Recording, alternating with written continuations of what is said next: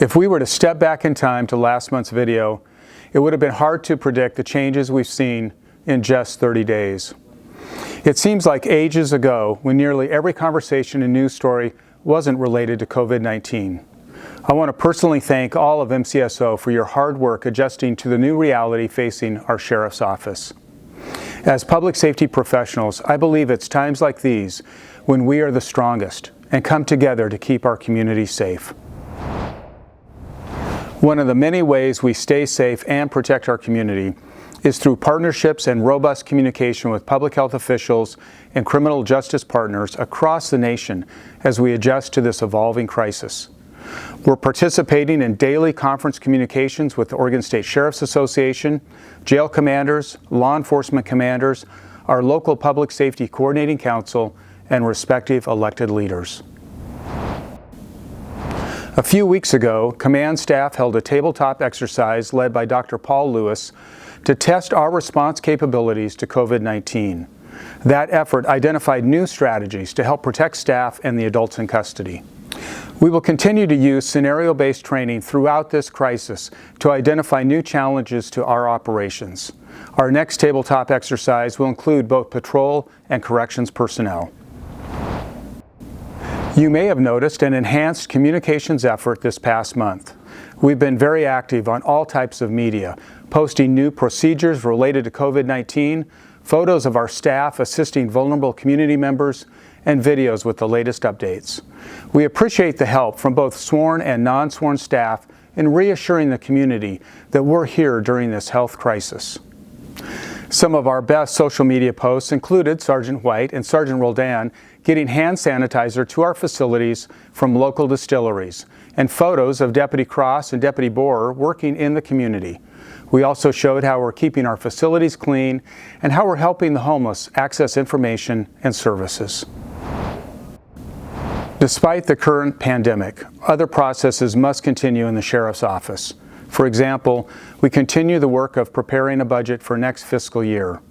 Unfortunately, due to the current economic crisis caused by the COVID-19 pandemic, there is tremendous uncertainty. As the Chair's office provides new guidance, we'll keep you informed of anticipated changes. During these challenging times, it's important to share positive stories. There's great work happening in our treatment readiness dorm at Inverness Jail. This month, we want to share a success story from the program. One of our graduates attended a meeting with our treatment readiness team and told us about his experiences in the Multnomah County Justice Reinvestment Program. Here's a few highlights. My clean date is 3/23/17 and it started here. I had been a career criminal since I was a kid, was raised in gangs. I come from another state where there's 33 prisons. That prisons were created for us and that we would die there. When I came to this jail, one of the first experiences that I had was Nicole came in and we had to color.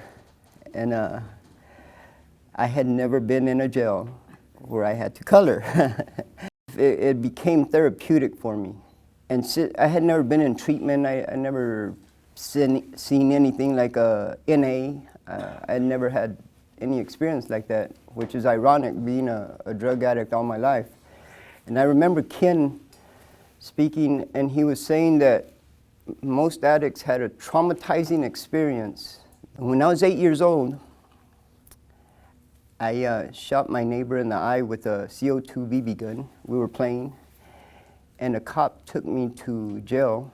I was in a small town, and they didn't have a juvenile hall. So he took me to the county jail. That was my traumatizing experience. From there on, nothing else mattered. And I could never pinpoint that till Kim brought it up in one of those sessions. I can say that the treatment dorm was a whole different experience, and it was a stepping stone to get me focused into making good decisions. Today I am the reentry director for Victory Outreach. I've been clean less than 3 years. I'm just blessed that today I can sit here. I don't think I have to die in a prison cell anymore. And so, thank you. So moving. Thank you. I'm really grateful to hear that our efforts to provide rehabilitative services to the adults in custody is transforming lives. It's your hard work and our partnerships with agencies such as VOA that makes these stories possible. To see Sal's full story, see the link in the description. This month, we welcomed several new hires to the Sheriff's Office. We hired 2 non-sworn professional staff, swore in 5 new deputies, and promoted 1 deputy to sergeant.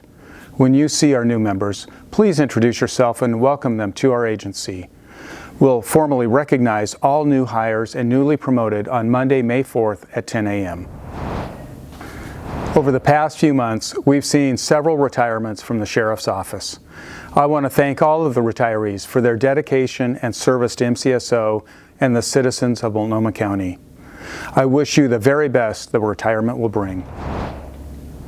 Regardless of the crisis we're in, the daily good work at MCSO continues as we protect our community, provide for the safety of the adults in custody, honor retirees who have given so much to our community, and hire new public safety professionals at MCSO. Stay safe out there.